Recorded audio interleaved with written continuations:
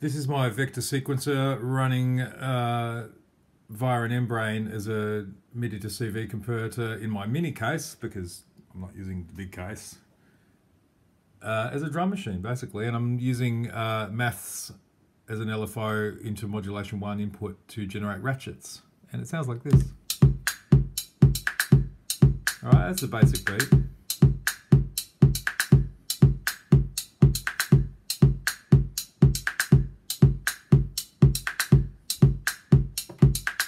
Aha.